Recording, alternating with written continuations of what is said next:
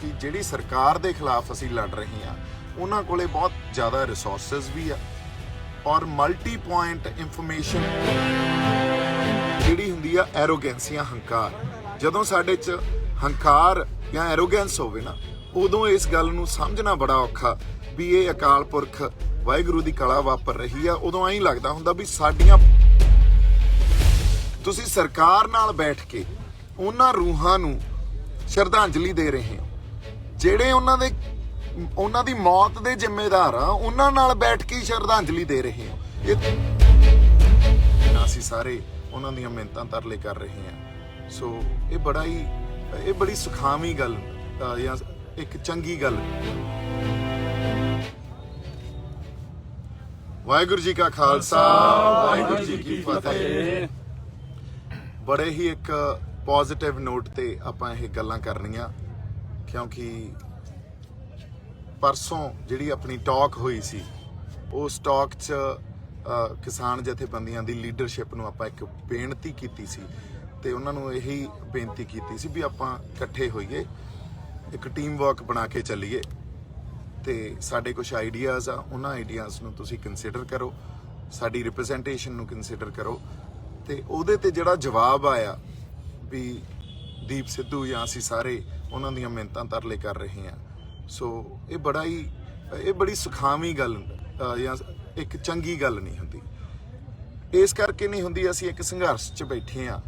उस संघर्ष च जिस भावना चों ये गल असीं कही सी जिस भावना चों ये गल कही सी वो भावना सी लोक हित दी संघर्ष दे हित दी या एक टीम वर्क दी ते एका बना के रखण दी। क्योंकि जे असीं एका बना के रखांगे ते आपदे आइडियाज़ नूं या आपदे जिहड़े स्ट्रैटेजिक साडे कोले कुछ रणनीति बनाउण दे जिहड़े है ना साडे पैंतड़े आ उन्हां नूं डिस्कस करांगे उहदे नाल किते ना किते असीं मजबूत ही होवांगे। क्योंकि जिहड़ी सरकार दे खिलाफ असीं लड़ रहे हैं उन्हां कोले बहुत ज़्यादा रिसोर्सिस भी आ और मल्टी पॉइंट इंफॉर्मेशन नाल असीं लड़ रहे हैं। मल्टी पॉइंट इंफॉर्मेशन नूं जे तुसीं समझदे हो तां उन्हां कोले ਇਹੋ ਜਿਹੇ ਪਲੇਟਫਾਰਮ ਆ ਜਿੱਥੋਂ ਉਹ ਆਪਦਾ ਬਿਰਤਾਂਤ ਜਾਂ ਆਪਦਾ ਨੈਰੇਟਿਵ ਲੋਕਾਂ 'ਚ ਸਿੱਟਦੇ ਆ ਤੇ ਸਾਡੇ ਕੋਲੇ ਲਿਮਿਟਿਡ ਰਿਸੋਰਸਿਸ ਆ ਜਾਂ ਉਸ ਤਰ੍ਹਾਂ ਦੇ ਮਲਟੀ ਪੁਆਇੰਟ ਇਨਫੋਰਮੇਸ਼ਨ ਨੂੰ ਟੱਕਰ ਦੇਣ ਦਾ ਜਾਂ ਡਿਸਟਰੋਏ ਦੇਣ ਦਾ ਸਾਡੇ ਕੋਲੇ ਰਿਸੋਰਸਿਸ ਲਿਮਿਟਿਡ ਆ ਪਰ ਫਿਰ ਵੀ ਅਸੀਂ ਬਾਖੂਬੀ ਨਿਭਾ ਰਹੇ ਹਾਂ। ਸੋ ਜੋ ਕਿ ਸਾਡੇ ਸੰਘਰਸ਼ੀ ਬੰਦਿਆਂ ਦੀ ਜਾਂ ਆਪਾਂ ਕਹਿ ਲਈਏ ਜਿਹੜੀਆਂ ਰੂਹਾਂ ਜਿਹੜੀਆਂ ਜਥੇਬੰਦੀਆਂ ਇਸ ਸੰਘਰਸ਼ 'ਚ ਸ਼ਮੂਲੀਅਤ ਕਰ ਰਹੀਆਂ ਉਹਨਾਂ ਦੀ ਬਹੁਤ ਵੱਡੀ ਇਹ ਦੇਣ ਆ ਜਾਂ ਉਹਨਾਂ ਦੀ ਇੱਕ ਬਹੁਤ ਵੱਡਾ ਯੋਗਦਾਨ ਆ ਇਹ। ਪਰ ਆਪਾਂ ਅਸਲ ਗੱਲ ਤੇ ਆਉਣੇ ਆ। ਅਸਲ ਗੱਲ ਇਹ ਆ ਵੀ ਪਰਸੋਂ ਆਪਾਂ ਇਹ ਗੱਲ ਕੀਤੀ ਸੀ ਵੀ ਇਸ ਸੰਘਰਸ਼ ਦਾ ਜਿਹੜਾ ਮੂਲ ਖਾਸਾ ਪਹਿਲਾਂ ਤਾਂ ਉਹਨੂੰ ਸਮਝ ਲਈਏ। ਜਿਸ ਤਰ੍ਹਾਂ ਦੀ ਵਿਆਪਕ ਇੱਥੇ ਸ਼ਮੂਲੀਅਤ ਹੋਈ ਆ ਇੱਕ ਡਾਈਵਰਸ ਪਾਰਟਿਸਿਪੇਸ਼ਨ ਹੋਈ ਆ ਉਹਨੂੰ ਸਮਝ ਲਈਏ। ਇਹ ਆਪਾਂ ਗੱਲ ਕੀਤੀ ਤਾਂ ਇਸੇ ਕਰਕੇ ਇਹ ਗੱਲ ਸਾਹਮਣੇ ਆਈ ਵੀ ਇਹ ਸੰਗਤ ਦਾ ਸੰਘਰਸ਼ ਬਣ ਗਿਆ ਲੋਕਾਂ ਦਾ ਸੰਘਰਸ਼ ਬਣ ਗਿਆ। ਇਹ ਕਿਸੇ ਵਿਅਕਤੀ ਜਾਂ ਕਿਸੇ ਜਥੇਬੰਦੀ ਤੱਕ ਲਿਮਿਟਿਡ ਨਹੀਂ ਰਿਹਾ। ਸੋ ਇਸੇ ਭਾਵਨਾ ਚੋਂ ਇਹ ਗੱਲ ਆਪਾਂ ਲੈ ਕੇ ਆਏ ਵੀ ਅਸੀਂ ਇਕੱਠੇ ਹੋਈਏ एक टीम वर्क करके चल गए तो ये बेनती सहित थोनों असीं ये गल्लां दस रहे हैं। बार बार सोशल मीडिया ते आके गल इस करके दसनी पै रही आ क्योंकि बिना सोशल मीडिया तो साडे कोले होर कोई राह ही नहीं है। तुसीं परसनली गल ही नहीं कर रहे। सो इस गल नूं भाई वो लाइट बना के रखो। सो इस गल नूं जे आपां सीरियसली हुण समझांगे इहदे ते थोड़ी जी गलबात करते हैं। ਜਿਹੜੀ ਭਾਵਨਾ 'ਚੋਂ ਇਹ ਗੱਲ ਕਹੀ ਗਈ ਉਸ ਭਾਵਨਾ ਨੂੰ ਨਹੀਂ ਸਮਝਿਆ ਗਿਆ ਪਰ ਇਹ ਸਮਝਿਆ ਗਿਆ ਵੀ ਮਿਹਨਤਾਂ ਤਰਲੇ ਕਰ ਰਹੇ ਹਾਂ। ਪਹਿਲਾਂ ਤਾਂ ਇਹ ਗੱਲ ਆਪਾਂ ਕਲੀਅਰ ਕਰ ਲਈਏ ਵੀ ਤੁਸੀਂ ਸਾਨੂੰ ਇਸ ਸੰਘਰਸ਼ ਦਾ ਜਾਂ ਇਹ ਸਟਰਗਲ ਦਾ ਪਾਰਟ ਮੰਨਦੇ ਹੋ ਕਿ ਨਹੀਂ ਮੰਨਦੇ। ਜੇ ਤੁਸੀਂ ਸਾਨੂੰ ਇਸ ਸੰਘਰਸ਼ ਦਾ ਜਾਂ ਇਸ ਸਟਰਗਲ ਦਾ ਪਾਰਟ ਮੰਨਦੇ ਹੋ ਫਿਰ ਤਾਂ ਸਾਨੂੰ ਇਕੱਠੇ ਬੈਠਣਾ ਚਾਹੀਦਾ। ਸਾਡੇ ਆਈਡੀਆਜ਼ ਤੁਹਾਨੂੰ ਲੈਣੇ ਚਾਹੀਦੇ ਆ। ਜੇ ਇਸ ਸੰਘਰਸ਼ ਦਾ ਜਾਂ ਇਸ ਸਟਰਗਲ ਦਾ ਪਾਰਟ ਸਾਨੂੰ ਮੰਨਦੇ ਨਹੀਂ ਤੁਸੀਂ ਇਹਦਾ ਜਵਾਬ ਤੁਸੀਂ ਪਲੀਜ਼ ਹੁਣ ਪਬਲਿਕਲੀ ਦਿਓ। ਕਿਉਂਕਿ ਜਿਸ ਤਰ੍ਹਾਂ ਦੀਆਂ ਪੋਜੀਸ਼ਨਸ ਤੁਸੀਂ ਲੈ ਰਹੇ ਹੋ ਜਿਸ ਤਰ੍ਹਾਂ ਦੇ ਪਰਸਨਲ ਅਟੈਕ ਤੁਸੀਂ ਕਰ ਰਹੇ ਹੋ ਉਹ ਪਰਸਨਲ ਅਟੈਕ ਬੜੀ ਚੰਗੀ ਗੱਲ ਨਹੀਂ ਆ। ਇਹ ਵਾਰ-ਵਾਰ ਆਪਾਂ ਗੱਲ ਕਰ ਰਹੇ ਹਾਂ ਵੀ ਆਪਣੇ ਤਾਂ ਸਿਧਾਂਤਕ ਵਖਰੇਵੇਂ ਆ ਹੋਰ ਤਾਂ ਆਪਣਾ ਕੋਈ ਵਖਰੇਵਾਂ ਹੀ ਨਹੀਂ ਆ। ਸੋ ਇਸ ਕਰਕੇ ਜਿਹੜਾ ਇਹ ਮਾਈਂਡ ਸੈਟ ਆ ਨਾ ਜੇ ਤੁਸੀਂ ਸਾਨੂੰ ਇਸ ਸੰਘਰਸ਼ ਦਾ ਪਾਰਟ ਨਹੀਂ ਮੰਨਦੇ। ਇਹ ਜਿਹੜੀ ਸਮਝ ਆ, ਇਹ ਸਮਝ ਓਨੀ ਜਾਂ ਉਵੇਂ ਹੀ ਆ ਜਿਵੇਂ ਸਰਕਾਰਾਂ ਦੀ ਸਮਝ ਆ, ਜਾਂ ਸਰਕਾਰ ਜਿਵੇਂ ਗੱਲ ਕਰਦੀ ਆ ਵੀ ਦੇਖੋ ਜਿਹੜੇ ਇੱਥੇ ਲੋਕ ਬੈਠੇ ਆ ਉਹ ਕਿਸਾਨ ਨਹੀਂ ਆ, ਉਹ ਕਿਸੇ ਪੋਲੀਟੀਕਲ ਏਜੰਡੇ ਹੇਠ ਆਏ ਹੋਏ ਲੋਕ ਆ ਜਾਂ ਗਮਰਾਹ ਕੀਤੇ ਹੋਏ ਲੋਕ ਆ। ਹੁਣ ਜਦੋਂ ਸਰਕਾਰ ਤੇ ਸਾਡੇ 'ਚ ਕੋਈ ਫਰਕ ਹੀ ਨਹੀਂ ਰਹਿ ਜਾਂਦਾ, ਤੁਸੀਂ ਸਾਨੂੰ ਇਸ ਸੰਘਰਸ਼ ਦਾ ਪਾਰਟ ਹੀ ਨਹੀਂ ਮੰਨਦੇ ਤੇ ਸਰਕਾਰ ਸਾਨੂੰ ਕਿਸਾਨ ਨਹੀਂ ਮੰਨਦੀ, ਫਿਰ ਤਾਂ ਗੱਲ ਆ ਜਿਹੜੀ ਉਹ ਕੋਈ ਬਾਹਲੀ ਵਧੀਆ ਨਹੀਂ ਆ। ਫਿਰ ਤਾਂ ਸਰਕਾਰ ਵਾਂਗੂ ਅਸੀਂ ਬਿਹੇਵ ਕਰਨ ਲੱਗ ਗਏ। ਸੋ ਸਾਡੀ ਫਿਰ ਇੱਕ ਵਾਰ ਬੇਨਤੀ ਆ ਵੀ ਸਰਕਾਰ ਦੇ ਵਾਂਗੂ ਜਾਂ ਉਸ ਮਾਈਂਡ ਸੈਟ ਦੇ ਨਾਲ ਸੋਚਣਾ ਅਸੀਂ ਬੰਦ ਕਰੀਏ। ਅਸੀਂ ਇੱਕ ਕੰਸਟਰਕਟਿਵ ਜਾਂ ਪੋਜ਼ਿਟਿਵ ਮਾਈਂਡ ਸੈਟ ਦੇ ਨਾਲ ਸਾਰੇ ਆਪਦੇ ਜਿਹੜੇ ਸੋਚ ਆ ਉਹਨੂੰ ਪੈਦਾ ਕਰੀਏ। ਦੂਜੀ ਗੱਲ ਇਹਦੇ ਨਾਲ ਜਿਹੜਾ ਫੰਡਾਮੈਂਟਲ ਕੁਐਸਚਨ ਆ ਜਿਹੜਾ ਸਮਝਣਾ ਬੜਾ ਜ਼ਰੂਰੀ ਆ, ਕਿਉਂਕਿ ਜਿਸ ਤਰ੍ਹਾਂ ਦੀ ਵਾਰ-ਵਾਰ ਗੱਲਾਂ ਆ ਰਹੀਆਂ, ਜਿਸ ਤਰ੍ਹਾਂ ਦੀਆਂ ਸਟੇਟਮੈਂਟਸ ਆ ਰਹੀਆਂ, ਇਹ ਬੁਨਿਆਦੀ ਸਵਾਲ ਸਮਝਣਾ ਜ਼ਰੂਰੀ ਆ ਵੀ ਇਹ ਸੰਘਰਸ਼, ਇੱਕ ਵਾਰੀ ਫੇਰ ਮੈਂ ਰਿਪੀਟ ਕਰ ਰਿਹਾ, ਇਹ ਕਿਸੇ ਵਿਅਕਤੀ ਕਰਕੇ, ਮੈਂ ਕਹਿੰਦਾ ਮੇਰੇ ਕਰਕੇ ਜਾਂ ਜਥੇਬੰਦੀਆਂ ਕਰਕੇ, ਇਹ ਕਿਸੇ ਕਰਕੇ ਪੈਦਾ ਨਹੀਂ ਹੋਇਆ। ਇੱਥੇ ਅਕਾਲ ਪੁਰਖ ਵਾਹਿਗੁਰੂ ਦੀ ਕਲਾ ਵਰਤ ਰਹੀ ਆ ਤੇ ਇਸ ਗੱਲ ਨੂੰ ਸਟੇਜ ਤੋਂ ਰਾਜੇਵਾਲ ਸਾਹਿਬ ਨੇ ਇਸ ਗੱਲ ਨੂੰ ਸਟੇਜ ਤੋਂ ਮੰਨਿਆ ਵੀ ਇਹ ਸਾਡੇ ਜਥੇਬੰਦੀਆਂ ਕਰਕੇ ਏਡੀ ਵੱਡੀ ਲਾਮਬੰਦੀ ਨਹੀਂ ਹੋਈ ਆ, ਇਹ ਕਿਸੇ ਵਿਅਕਤੀ ਕਰਕੇ ਨਹੀਂ ਹੋਈ ਆ, ਇਹ ਉਸ ਵਾਹਿਗੁਰੂ ਕਰਕੇ ਉਹਦੀ ਕਲਾ ਵਾਪਰ ਰਹੀ ਆ ਤੇ ਇਸ ਖਾਤਰ ਇਹ ਲਾਮਬੰਦੀ ਹੋਈ ਆ। ਤੇ ਇਸ ਗੱਲ ਨੂੰ ਜੇ ਰਾਜੇਵਾਲ ਸਾਹਿਬ ਨੇ ਸਮਝ ਲਿਆ, ਫਿਰ ਮੈਨੂੰ ਜਾਂ ਸਾਨੂੰ ਇਹ ਗੱਲ ਸਮਝ ਨਹੀਂ ਆ ਰਹੀ ਵੀ ਬਾਕੀ ਇਸ ਗੱਲ ਨੂੰ ਕਿਉਂ ਨਹੀਂ ਸਮਝ ਪਾ ਰਹੇ। ਇਹਦੇ ਦੋ ਕਾਰਨ ਹੋ ਸਕਦੇ ਆ। ਇੱਕ ਕਾਰਨ ਇਹਦਾ ਇਹ ਆ, ਜਿਹੜੀ ਹੁੰਦੀ ਆ ਐਰੋਗੈਂਸ ਜਾਂ ਹੰਕਾਰ। ਜਦੋਂ ਸਾਡੇ 'ਚ ਹੰਕਾਰ ਜਾਂ ਐਰੋਗੈਂਸ ਹੋਵੇ ਨਾ, ਉਦੋਂ ਇਸ ਗੱਲ ਨੂੰ ਸਮਝਣਾ ਬੜਾ ਔਖਾ ਵੀ ਇਹ ਅਕਾਲ ਪੁਰਖ ਵਾਹਿਗੁਰੂ ਦੀ ਕਲਾ ਵਾਪਰ ਰਹੀ ਆ। ਉਦੋਂ ਐਂ ਲੱਗਦਾ ਹੁੰਦਾ ਵੀ ਸਾਡੀਆਂ ਪੋਜੀਸ਼ਨਾਂ ਜਾਂ ਅਸੀਂ ਇੰਨੇ ਜ਼ਿਆਦਾ ਸਟਰੋਂਗ ਆ ਤੇ ਇਸ ਖਾਤਰ ਜਾਂ ਸਾਡੇ ਕਾਲ ਤੇ ਜਾਂ ਅਸੀਂ ਬੁਲਾਇਆ ਤਾਂ ਲੋਕ ਆ ਗਏ, ਲੋਕਾਂ ਨੂੰ ਅਸੀਂ ਜਗਾਤਾ, ਫਿਰ ਉਦੋਂ ਮੈਂ ਆ ਜਾਂਦੀ ਆ ਵਿੱਚ। ਦੂਜਾ ਕਾਰਨ ਇਹਦਾ ਇਹ ਆ, ਜਿਹੜਾ ਮੇਰਾ ਪਰਸਨਲ ਵਿਊ ਇਹ ਆ ਵੀ ਇਹ ਦੂਜਾ ਕਾਰਨ ਇਹ ਆ, ਤੇ ਜਿਹੜਾ ਮੈਨੂੰ ਲੱਗਦਾ ਵੀ ਇਹੀ ਗੱਲ ਆ ਵੀ ਇਹ ਕਈ ਵਾਰੀ ਮਨੁੱਖੀ ਬੁੱਧੀ 'ਚ ਗੱਲ ਹੀ ਨਹੀਂ ਪੈਂਦੀ, ਉਹ ਕੈਲੀਬਰ ਹੀ ਨਹੀਂ ਹੁੰਦਾ ਸਾਡੇ ਕੋਲੇ ਸਮਝਣ ਦਾ। ਇੱਕ ਡਿਵਾਈਨ ਇੰਟਰਵੈਂਸ਼ਨ ਨੂੰ ਜਾਂ ਅਕਾਲ ਪੁਰਖ ਵਾਹਿਗੁਰੂ ਦੀ ਕਲਾ ਨੂੰ ਸਮਝਣ ਦਾ ਕਈ ਵਾਰੀ ਸਾਡੇ 'ਚ ਕੈਲੀਬਰ ਹੀ ਨਹੀਂ ਹੁੰਦਾ। ਸਾਨੂੰ ਇਸ ਗੱਲ ਦੀ ਸਮਝ ਹੀ ਨਹੀਂ ਹੁੰਦੀ ਵੀ ਕਿਉਂ ਐਡਾ ਵੱਡਾ ਵਰਤਾਰਾ ਵਾਪਰ ਗਿਆ, ਕਿਸ ਤਰ੍ਹਾਂ ਅਸੀਂ ਜਿਵੇਂ ਜਾਬਤੇ 'ਚ ਬੈਠੇ ਆ, ਅਨੁਸ਼ਾਸਨ 'ਚ ਬੈਠੇ ਆ। ਤੁਸੀਂ ਇੱਕ ਗੱਲ ਮੈਨੂੰ, ਅਸੀਂ ਜੇ ਆਪਾਂ ਆਪਸ 'ਚ ਵੀ ਗੱਲ ਕਰਦੇ ਰਹਿੰਦੇ ਆ ਵੀ ਐਡਾ ਵੱਡਾ ਜਾਬਤਾ ਕਿਸੇ ਡਿਵਾਈਨ ਇੰਟਰਵੈਂਸ਼ਨ ਤੋਂ ਬਿਨਾਂ, ਅਕਾਲ ਪੁਰਖ ਵਾਹਿਗੁਰੂ ਦੀ ਕਲਾ ਤੋਂ ਬਿਨਾਂ ਰਹਿ ਸਕਦਾ? ਬਿਲਕੁਲ ਨਹੀਂ। ਪੰਜਾਬੀ ਤਾਂ ਦੂਜੇ ਦਿਨ ਲੜ ਪੈਂਦੇ ਆ, ਅੱਜ ਤੱਕ ਪਤਾ ਨਹੀਂ ਕਿੰਨੇ ਸਿਰ ਪਾੜੇ ਹੋਣੇ ਸੀ ਇੱਕ ਦੂਜਿਆਂ ਦੇ। ਸੋ ਐਡਾ ਵੱਡਾ ਜਾਬਤਾ, ਐਡੀ ਵੱਡੀ ਜਿਹੜੀ ਲਾਮਬੰਦੀ, ਔਰ ਜਿਸ ਤਰ੍ਹਾਂ ਚੜ੍ਹਦੀ ਕਲਾ, ਜਿਸ ਤਰ੍ਹਾਂ ਜੋ ਜਜ਼ਬਾ ਦਿਖਾਇਆ ਜਾ ਰਿਹਾ, ਇਹ ਉਸ ਡਿਵਾਈਨ ਇੰਟਰਵੈਂਸ਼ਨ ਤੋਂ ਬਿਨਾਂ ਨਹੀਂ ਹੋ ਸਕਦਾ ਸੀ। ਸੋ ਇਸ ਗੱਲ ਨੂੰ ਜੇ ਅਸੀਂ ਸਮਝ ਲਾਂਗੇ ਤੇ ਜਿੰਨਾ ਜਲਦੀ ਸਮਝ ਲਾਂਗੇ, ਮੇਰੇ ਖਿਆਲ 'ਚ ਸਾਡੇ ਜਿਹੜੇ ਸੰਘਰਸ਼ ਦੇ ਨਤੀਜੇ ਆ ਉਹ ਬੜੇ ਸੁਖਾਵੇਂ ਨਿਕਲਣਗੇ। ਕਿਉਂਕਿ ਹੁਣ ਇਸ ਸੰਘਰਸ਼ ਨੂੰ ਜੇ ਅਸੀਂ ਕਹੀਏ ਕੋਈ ਜਥੇਬੰਦੀ ਜਾਂ ਕੋਈ ਵਿਅਕਤੀ ਇਸ ਸੰਘਰਸ਼ ਨੂੰ ਕੋਈ ਠੇਸ ਜਾਂ ਕੋਈ ਨੁਕਸਾਨ ਪਹੁੰਚਾ ਸਕਦਾ, ਉਹ ਤਾਂ ਨਹੀਂ ਹੋ ਸਕਦਾ। ਕਿਉਂਕਿ ਸੰਗਤ ਰੂਪੀ ਫੈਸਲੇ ਲਏ ਜਾਂਦੇ ਆ ਔਰ ਸੰਗਤ ਫੈਸਲੇ ਲੈਂਦੀ ਆ ਤੇ ਉਹਨਾਂ ਨੂੰ ਇੰਪਲੀਮੈਂਟ ਕਰਦੀ ਆ। ਠੀਕ ਆ, ਅਸੀਂ ਇਹ ਮੰਨਦੇ ਆ ਵੀ ਕਿਸਾਨ ਜਥੇਬੰਦੀਆਂ ਅਗਵਾਈ ਕਰ ਰਹੀਆਂ, ਤੇ ਇਸੇ ਗੱਲ ਖਾਤਰ ਅਸੀਂ ਵੀ ਮੰਨਦੇ ਆ ਵੀ ਕਿਸਾਨ ਜਥੇਬੰਦੀਆਂ ਨੇ ਵੀ ਆਪਦਾ ਰੋਲ ਨਿਭਾਇਆ, ਉਹਨਾਂ ਕੋਲੇ ਤਜਰਬਾ ਵੀ ਆ ਤੇ ਅਸੀਂ ਇਸ ਗੱਲ ਲਈ ਉਹਨਾਂ ਦਾ ਸਤਿਕਾਰ ਵੀ ਕਰਦੇ ਆ। ਪਰ ਕਈ ਵਾਰੀ ਪੁਰਾਣੇ ਤਜਰਬਿਆਂ ਤੋਂ ਵੀ ਗਾਂਹ ਦੀਆਂ ਗੱਲਾਂ ਹੋ ਜਾਂਦੀਆਂ।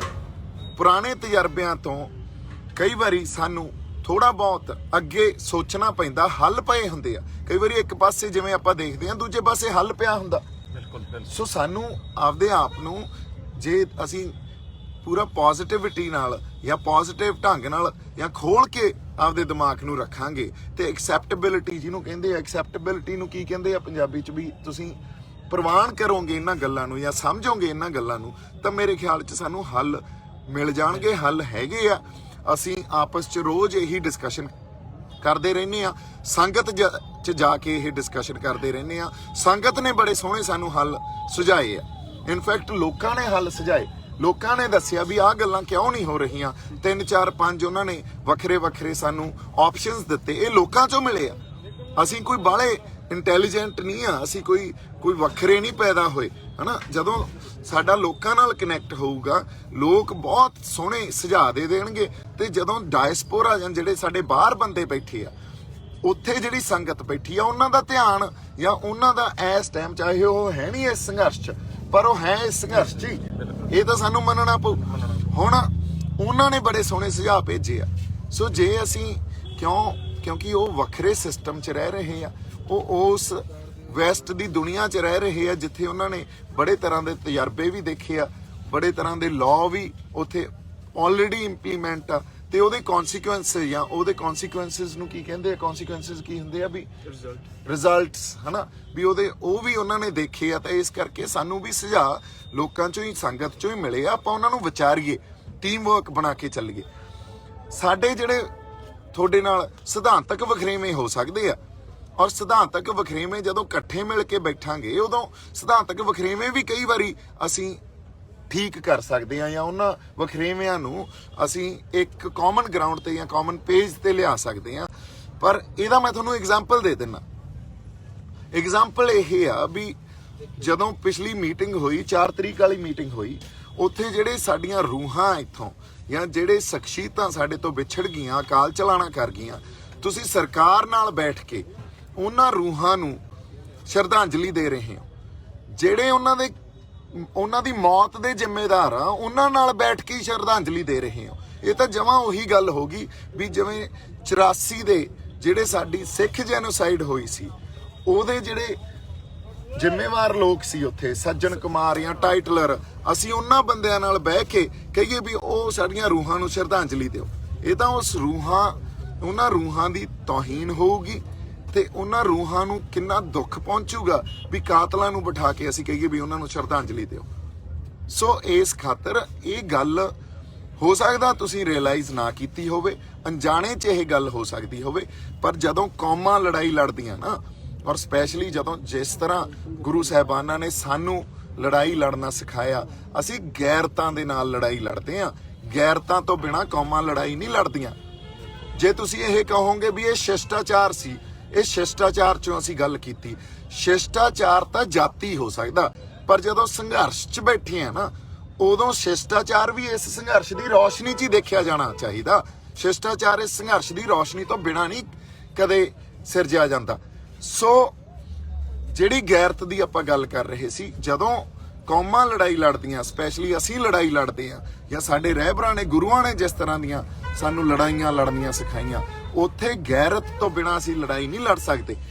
ਗੈਰਤ ਹੀ ਮਨੁੱਖੀ ਬੁੱਧੀ ਨੂੰ ਤੇ ਜਜ਼ਬੇ ਨੂੰ ਪ੍ਰਚੰਡ ਕਰਦੀ ਆ, ਤੇ ਜੇ ਗੈਰਤ ਨਾ ਹੋਵੇ ਫਿਰ ਉਹੀ ਬੁੱਧੀਆਂ ਤੇ ਜਜ਼ਬੇ ਨੂੰ ਖੁੰਡਾ ਕਰ ਦਿੰਦੀ ਆ। ਸੋ ਗੈਰਤਾਂ ਤੋਂ ਬਿਨਾਂ ਲੜਾਈਆਂ ਨਹੀਂ ਲੜੀਆਂ ਜਾ ਸਕਦੀਆਂ। ਇਹੀ ਸਿਧਾਂਤਕ ਵਖਰੇਵੇਂ ਆ, ਤੇ ਸਿਧਾਂਤਕ ਵਖਰੇਵੇਂ ਵੀ ਤਾਂ ਹੀ ਦੂਰ ਹੋਣਗੇ ਜੇ ਅਸੀਂ ਰਲ ਮਿਲ ਕੇ ਬੈਠਾਂਗੇ।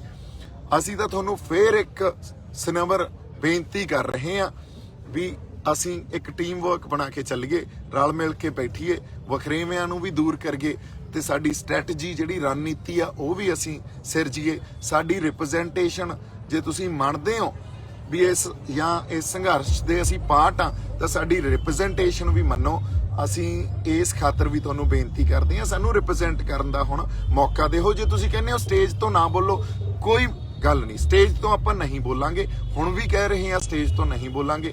ਪਰ ਜੇ ਫੇਰ ਵੀ ਗੱਲ ਸਮਝ ਨਹੀਂ ਆਉਂਦੀ ਆ, ਮੈਂ ਤੁਹਾਨੂੰ ਜੇ ਸੱਚੀ ਗੱਲ ਮੇਰੇ ਤੋਂ ਪੁੱਛੋ, ਰੋਜ਼ ਇੰਨੀ ਸੰਗਤ ਆਉਂਦੀ ਆ ਔਰ ਉਹ ਕਹਿੰਦੀ ਆ ਬਾਈ ਜੀ ਤੁਸੀਂ ਸਟੇਜ ਵੱਖ ਲਾਓ, ਤੁਸੀਂ ਆਪਦੀ ਗੱਲ ਲਿਜਾਣੀ ਸ਼ੁਰੂ ਕਰੋ। ਅਸੀਂ ਉਹਨਾਂ ਨੂੰ ਕਹਿੰਦੇ ਆ ਨਹੀਂ ਜੀ ਇਹ ਗੱਲ ਨਹੀਂ ਕਰਨੀ, ਆਪਾਂ ਇੱਕ ਜਾਬਤਾ ਤੇ ਏਕਾ ਨਹੀਂ ਤੋੜਨਾ।